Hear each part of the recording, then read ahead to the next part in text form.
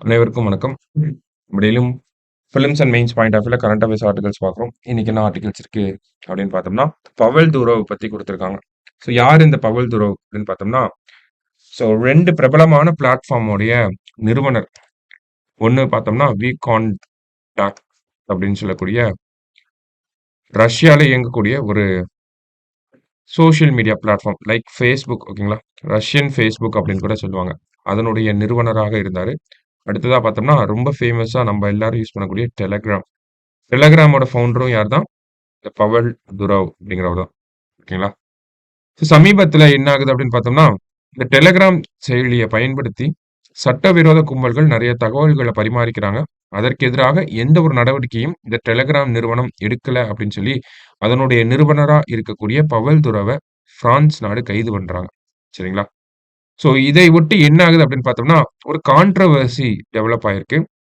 Freedom of speech அப்படிங்கிறது, right two privacy அப்படிங்கிறது ஒரு பக்கம் இருக்கு. ஆ கிரிமினல் ஆக்டிவிட்டீஸ ஆ இன்ஹிபிட் அத தடுக்கணும் அப்படிங்கிறது ஒரு பக்கம் இருக்கு. இன்னொரு பக்கம் என்ன அப்படின்னு பார்த்தோம்னா, ஒரு நிறுவனர வந்து யாரோ ஒரு யூசர் ஏதோ ஒரு கன்டென்ட் போடுறதுக்காக, கிரிமினல் ஆக்டிவிட்டீஸ்ல ஈடுபடுறதுக்காக, அந்த நிறுவனத்தினுடைய தலைவர கைது பண்றது சரிதானா? அப்படிங்கிற ஒரு கேள்வியும் எழுந்திருக்கு. ஓகேங்களா? ஸோ இந்தியாலுமே இதோட டிஸ்கஷன்ஸ் அப்படிங்கிறது போயிட்டே தான் இருக்கு. ஸோ டெலகிராம் அப்படிங்கிறது பார்த்தோம்னா, நெறைய கருத்துக்கள பகிர்வதற்கு பயன்படுத்தக்கூடிய ஒரு விஷயம். அதான் ஃபர்ஸ்ட்டே குடுத்திருக்காங்க. டெலகிராம் போன்ற தொழில்நுட்ப மேடையில் பகிரப்படும் கருத்துக்களுக்கு அதன் நிறுவனர் எப்படி பொறுப்பேற்க முடியும் என்பது துரோவின் வாதம் அப்படின்னு சொல்லியிருக்காங்க. ஸோ அதுல யூசர்ஸ் என்னோட கம்பெனி இருக்கு. அதுல என்னோட யூசர்ஸ் வந்து கண்டத பண்றாங்க அப்படின்னா, அதுக்கு நான் எப்படி பொறுப்பாக முடியும் அப்படிங்கிறது தான் அவரோட வாதம். சமூக ஊடக சேவைகளில் பகிரப்படும் கருத்துக்களை பாதுகாப்பு நோக்கில் நெறிப்படுத்த வேண்டும் என்பது இறையாண்மை மிக்க நாடுகளின் தரப்பாக இருக்கிறது என்றால், நெறிப்படுத்துதல் என்பது கட்டுப்பாடாக தனியுரிமைக்கும், பேச்சுரிமைக்கும் எதிராக அமையும் என்பது இதற்கு எதிர்த்தரப்பில் முன்வைக்கப்படும் வாதமாக இருக்கிறது அப்படின்னு சொல்லியிருக்காங்க. ஸோ சோசியல் மீடியால ஹாஸ்ட் ஆகக்கூடிய கன்டென்ட்ஸ் இதெல்லாம் வந்து பாதுகாப்பு நோக்கில அரசாங்கங்கள் ஒவ்வொரு நாட்டு அரசாங்கங்கள் என்ன சொல்றாங்க அப்படின்னா, சேஃப்டி, செக்யூரிட்டி அப்படிங்கிற ஒரு பேசிஸ்ல அதெல்லாம் ரெகுலேட் பண்ண சொல்றாங்க. ஓகேங்களா? நமக்கே நெறைய விஷயங்கள் இருக்கு. ஓகே. அந்த ஐடி ஆக்ட் ரிலேட் பண்ணிலாம் நெறைய விஷயங்கள் கான்ட்ரோவர்சி வந்துட்டே தான் இருக்கும். Twitterல போடக்கூடிய கன்டென்ட்ஸ், FBல போடக்கூடிய கன்டென்ட்ஸ் இதெல்லாமே வந்து அப்பப்ப வந்து அரசாங்கங்கள் இந்த கன்டென்ட் எல்லாம் ரிமூவ் பண்ணணும் அப்படின்னு சொல்லி அந்தந்த நிறுவனங்களுக்கு வந்து டைரக்ஷன் வந்து குடுப்பாங்க. ஸோ இந்த Telegram நிறுவனத்துக்கும் அதே மாரியான ஒரு டைரக்ஷன் போயிருக்கு. இருந்தாலும் அந்த நிறுவனம் என்ன சொல்றாங்க அப்படின்னா, இந்த மாதிரியான ரெகுலேஷன்ஸ் அப்படிங்கிறது பிரைவசிக்கும், ரைட் டூ ஃப்ரீடம் ஆஃப் ஸ்பீச்சுக்கும் வந்து அகைன்ஸ்ட்டா இருக்கு அப்படிங்கிறது அவங்களோட கருத்து. ஓகேங்களா? ஸோ இவர பத்தி பார்த்தோம் அப்படின்னா, 2012ல ரஷ்யால பார்த்தோம்னா, விகான்டேட் அப்படிங்கிற ஒரு செயலிய வந்து உருவாக்குறாரு. FB மாதிரியான ஒரு அப்ளிகேஷன்.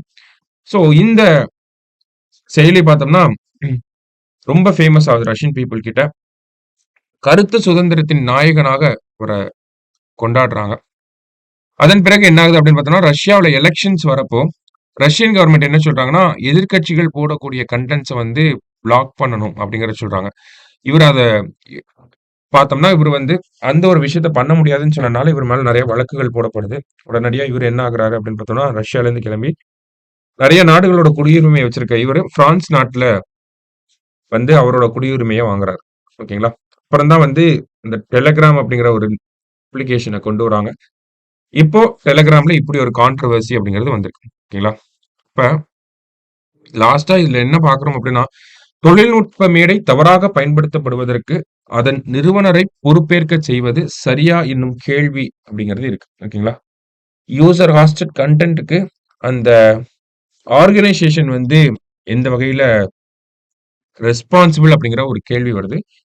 அடுத்ததா பார்த்தோம்னா, மறுபக்கத்தில் சட்டவிரோத குற்றச் செயல்களுக்காக ஒரு மேடை பயன்படுத்தப்படும்போது, அதை நெறிப்படுத்துவது தொடர்பான கேள்வியும் எழுகிறது அப்படின்னு சொல்லியிருக்காங்க. இப்ப 2 டிஃபரெண்ட் கொஸ்டின்ஸ வந்து அட்ரஸ் பண்ணணும் இந்த இடத்துல. ஸோ பெஸ்ட் ஆப்ஷன் என்னவா இருக்கும் அப்படின்னு பார்த்தோம்னா, கிரிமினல் ஆக்டிவிட்டீஸ்க்காக எந்த ஒரு பிளாட்ஃபார்ம பயன்படுத்தினாலும், அந்த பிளாட்ஃபார்ம், அந்த ஆர்கனைசேஷன் தான் அந்த கன்டென்ட்ட வந்து பிளாக் பண்ணணும் அப்படிங்கிறது தான் இந்தியால இருக்கக்கூடிய எஸ்டாப்ளிஷ்டு நார்மா இருக்கு. அரசாங்கம் அதுக்கான டைரக்ஷன்ஸ் குடுத்தாங்க அப்படின்னா, கண்டிப்பா அந்த ஒரு கன்டென்ட்ட ரிமூவ் பண்ணி தான் ஆகணும். சரிங்களா? இல்லாட்டி அது இன்டர்னல் செக்யூரிட்டி, பீஸ், அ கம்யூனிட்டீஸ்குள்ள ஒரு பிரச்சனைய ஏற்படுத்துறதுக்கான வாய்ப்புகள் இருக்கு. வெறுப்பு பேச்சுகள் இருக்கு. இந்த மாதிரி நெறையா கலவரங்கள் உண்டாகுறதுக்கான வாய்ப்புகள் கூட இருக்கலாம். சரிங்களா? So privacy and then freedom of speech relate பண்ணி ஒரு எக்ஸாம்பிள்ல தான் நம்ம இந்த இடத்துல பார்க்குறோம். ஓகேங்களா? ஸோ இத மெயின்ஸ் பாயிண்ட் ஆஃப் வியூல ஒரு எக்ஸாம்பிளா நம்மளால காட்ட முடியும். Right to freedom of speech, privacy அந்த மாரி ஏதாவது கேள்விகள் நமக்கு வருதுன்னா, இந்த மாதிரியான விஷயங்கள நம்மளால கோட் பண்ணி காட்ட முடியும். சரியா? ஸோ நாளைக்கு டிஎன்ஏல மீட் பண்ணலாம். Thank you.